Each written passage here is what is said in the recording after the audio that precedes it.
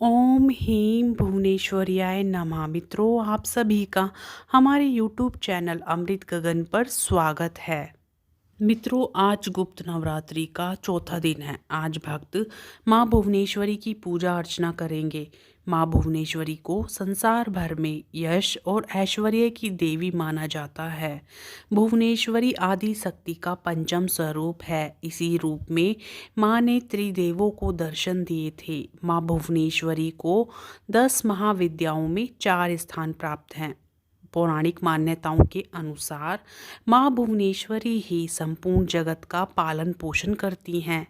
उन्हें जगदात्री भी कहा जाता है।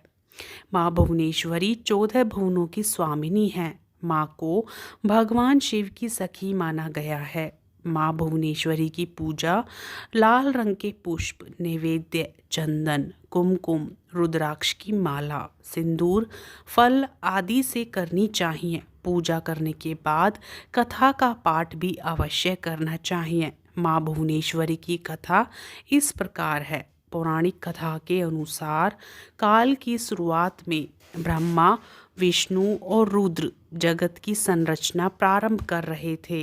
एक उड़ता हुआ रथ उनके सामने आया और एक आवाज ने उन्हें रथ में बैठने का आदेश दिया। जैसे ही त्रिदेव रथ में बैठे, यह मन की गति से उड़ने लगा और उन्हें एक अजीब से स्थान पर ले गया। यह स्थान असल में रत्नों का द्वीप था, जिसके चारों तरफ अमृत का सागर और मनमोहक आकर्षक जंगल थे। जैसे ही त्रिदेव रथ के बाहर उतरे, वह स्त्री स्वरूप में बदल गए। उन्होंने उस द्वीप का अच्छी तरह मुआयना किया। वहां उन्हें एक शहर मिला। उस शहर के चारों तरफ सुरक्षा की 9 परतें थीं और इस शहर की सुरक्षा उग्र स्वभाव भैरव कर रहे थे।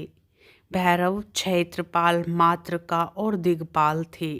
जैसे ही शहर के अंदर गए, शहर का सौंदर्य और विकास देखकर मंत्रमुग्ध हो गए।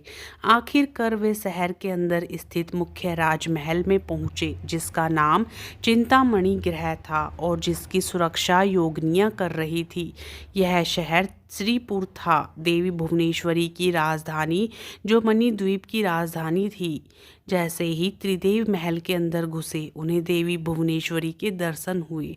उनकी छटा लाल रंग की थी, उनकी 3 आंखें, 4 हाथ थे तथा उन्होंने लाल रंग के आभूषण पहने थे। उनके शरीर पर लाल चंदन का लेप लगा था तथा उन्होंने लाल कमल की माला पहनी थी। बाएं हाथ में उन्होंने अंकुश और पास में पकड़ा था तथा दाहिने हाथ से वो अभय और वरदा मुद्रा दिखा रही थी। उनका मुकुट अर्धचंद्र रूपी मणि द्वारा सुसज्जित था। वह भैरव की बाई गोद में बैठी थी, जो श्वेत वर्ण के थे। उन्होंने श्वेत वस्त्र पहने थे।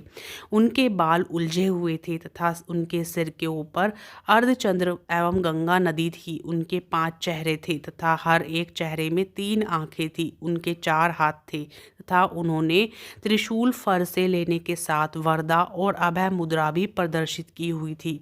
देवी भुवनेश्वरी और त्र्यंबक भैरव आदि सभी ईश्वर, रुद्र, विष्णु और ब्रह्मा स्थापित हैं। इन सब की सेवा में अनेक योगिनियां थीं। इनमें से कुछ पंखा डोल रही थी, कुछ कपूर डालकर पान के पत्ते समर्पित कर रही थी, कुछ नए शीशे पकड़ी हुई थी, कुछ घी, शहद और नारियल पानी समर्पित कर रही थी।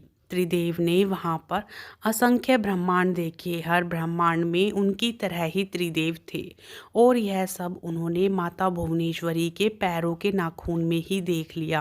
कुछ ब्रह्मांड ब्रह्मा द्वारा बनाए जा रहे थे, कुछ विष्णु द्वारा पाले जा रहे थे तथा कुछ रुद्र द्वारा संहारित किए जा रहे थे। त्र्यंबक ब्रह्मा की इच्छा शक्ति द्वारा उत्पन्न भुवनेश्वरी ने त्र्यंबक के 3 स्वरूप बनाए, ब्रह्मा, विष्णु और रुद्र। इस तरह त्रिदेव त्र्यंबक के ही 3 रूप हैं। तत्पश्चात देवी भुवनेश्वरी ने अपनी शक्तियां त्रिदेव को प्रदान की। ब्रह्मा के लिए देवी सरस्वती, विष्णु के लिए देवी लक्ष्मी तथा रुद्र के लिए देवी काली का निर्माण किया तथा उन्हें अपनी जगहों पर स्थापित किया। ब्रह्मा सरस्वती ने मिलकर एक ब्रह्मांड रूपी अंडा बनाया रुद्र और काली ने इसे तोड़ा, जिससे पंचतत्व स्वरूप में आए। इसके बाद पंचतत्व का उपयोग कर ब्रह्मा और सरस्वती ने संपूर्ण ब्रह्मांड की रचना की तथा विष्णु और लक्ष्मी ने उसका पालन पोषण किया।